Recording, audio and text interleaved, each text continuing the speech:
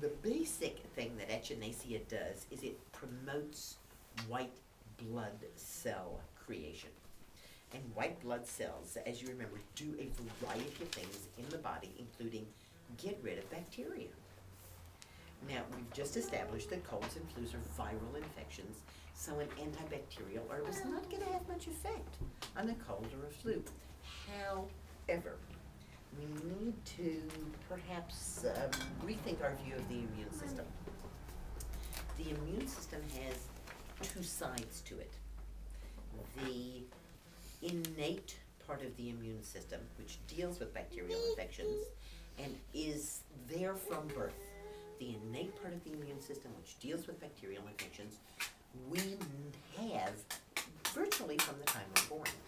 The acquired immune system is the part that deals with viruses. And the acquired immune system is not there, it is literally acquired. We literally have to learn how to deal with viruses. And that's what we are acquired immunity. Think of this as a seesaw. So we have a viral infection. The part of the immune system, the acquired immunity, has to work harder. Do we see that the innate immune system is now going down? So most of the time, and you can check out your own experiences and see if this is true for you, most of the time when we have a cold or a flu, there is also going to be riding in on it a bacterial infection. A bacterial infection in the lungs called bronchitis, a bacterial infection in the sinuses called sinusitis, a bacterial infection in the throat, which you can see.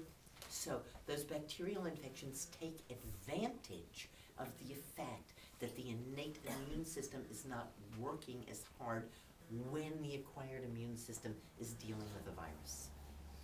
So Susan, you said echinacea doesn't work against viral infections. That's right. Okay. It works against bacterial infections. Yeah, But okay. it's the bacterial infections that can actually make that cold or that flu go on for a long time, isn't it? Yes. The cold and the flu, your acquired immune system can deal with, but it's those bacterial infections that kind of sneak in there while you're dealing with it that then linger for a long time, which is why we're strengthening our lungs with the comfort. Why we're not strengthening the immune system, because the stronger the acquired immune system response, the lower the innate immune system's ability to deal with bacterial infections. Yeah. Right. So this is why people who use Echinacea when they have a cold swear that it helps them. But why the scientific studies find that it doesn't. Because they're really looking at kind of two different things.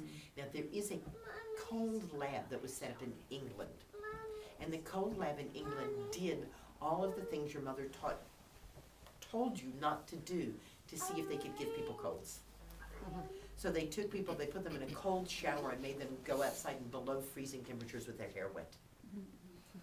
They gave people wet underwear to wear and made them go outside in cold temperatures to see if they would get a cold. All the things your mother told you not to do, they made these people do, and none of them got colds. Oh.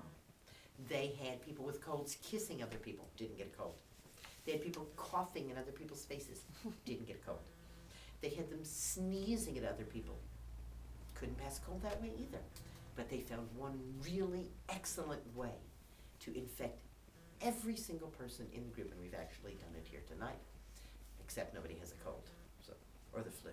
You take one person who has a cold or a flu, you sit them in a group of people, and they all play cards. And everybody gets the viral infection. Because those viral infections tend to come in through your eyes, not through your nose or your mouth. Wow. And you touch things, and I was just reading, how to prevent the cold. Don't touch your mouth, nose, or eyes.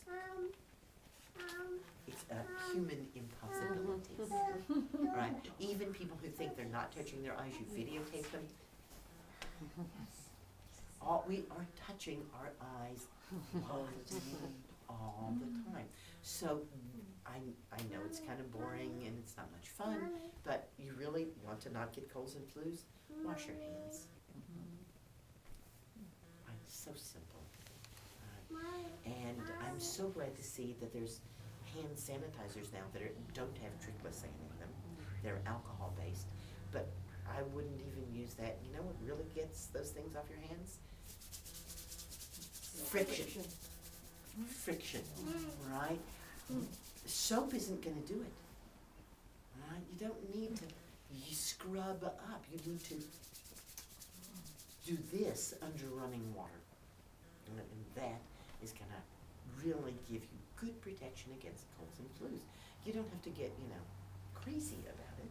But when you think about it, wash your hands. The next best thing to prevent colds and flus, sauerkraut. Sauerkraut. There you go. You know what sauerkraut is. It's fermented cabbage, right?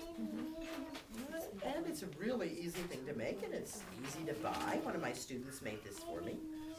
And in studies in orphanages in Germany, they found that the children who were eating sauerkraut on a regular basis were only a quarter as likely to get the flu as those who didn't eat sauerkraut.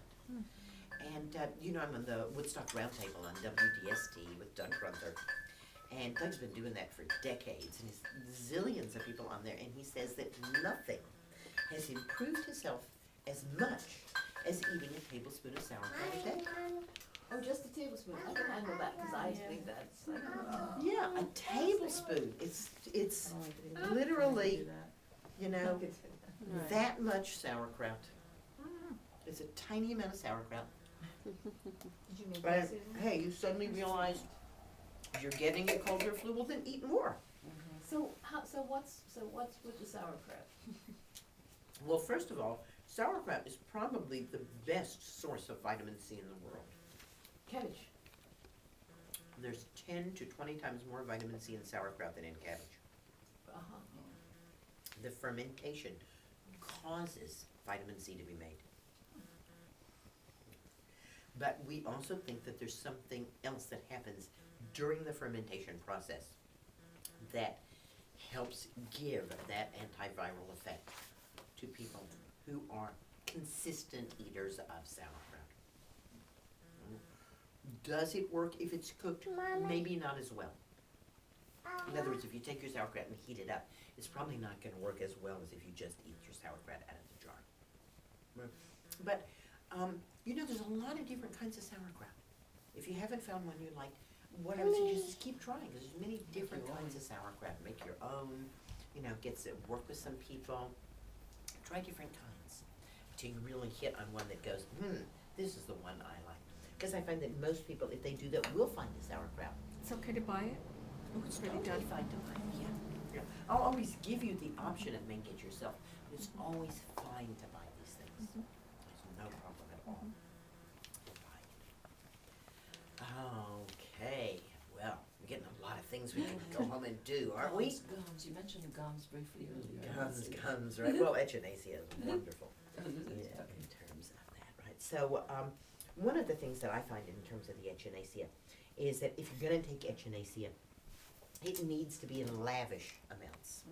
Most people just aren't taking enough Echinacea for it to really have an effect. Go get the ducks. Ducks right Go here. get the ducks. Go get the ducks. Right? A dose of Echinacea is 1 drop for every 2 pounds of body weight.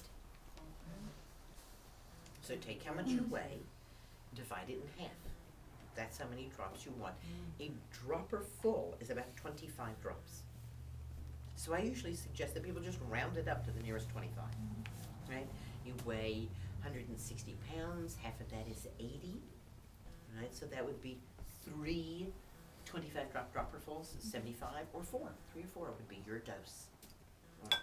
For this reason, I do encourage you to make your own Echinacea tincture, because you don't necessarily want to have to spend that much money on that much Echinacea.